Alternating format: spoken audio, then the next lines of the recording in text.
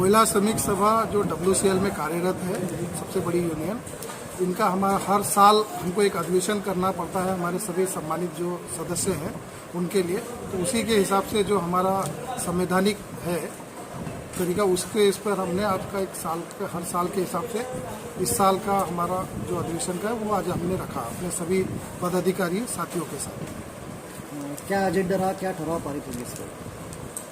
हमारा इसमें संवैधानिक इसमें कुछ थोड़ा संशोधन करने की ज़रूरत थी। जो कानूनन तरीके से कहीं ना कहीं हमसे पहले वालों से गलती हुई थी, उसको सुधार करने के लिए अमेंडमेंट करना था।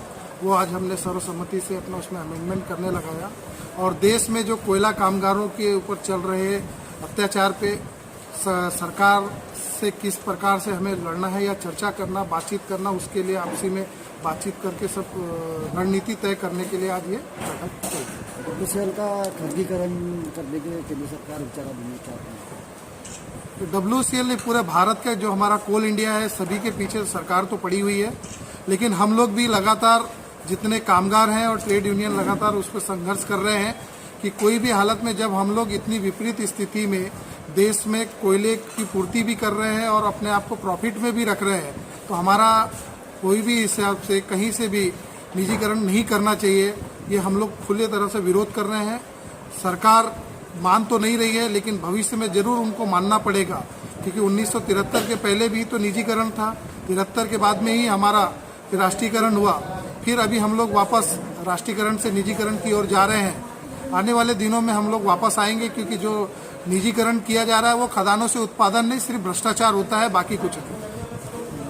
WCL जो है मतलब टोटे भी चल रहे, लॉस में चल रहा है, सब नहीं, बिल्कुल लॉस में नहीं है। पिछले कई वर्षों से हम लोग अपने आप को संभाल के रखा हुआ है, और अभी जो मार्च के बाद का हमारा जो बजट आएगा देख लीजिएगा, उसमें हम लोग बहुत ज़्यादा मार्जिन में नहीं रहेंगे, लेकिन प्रॉफिट में रहेंगे।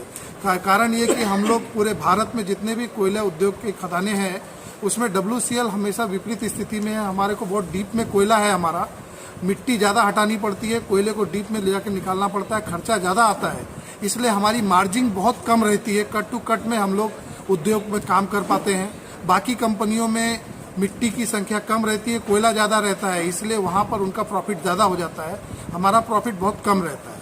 मजदूरों को न्याय दिलाने के लिए किस प्रकार की संगठन का काम कर रही है?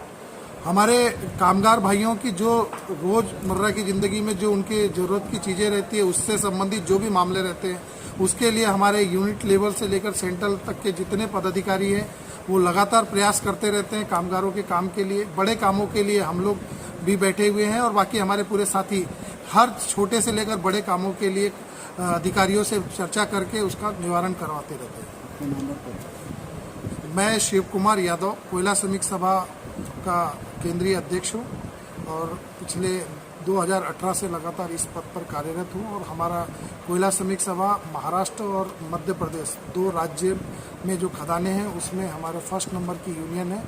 हमारे 5 ट्रेड यूनियन कार्यरत है, उसमें से पहले प्रथम क्रमांक में, और बड़ी संख्या में हमारे साथ कामगार भाई जुड़े हुए हैं, और ये पहले नंबर के संगठन के साथ में हम काम करने का हमें मौका मिला है।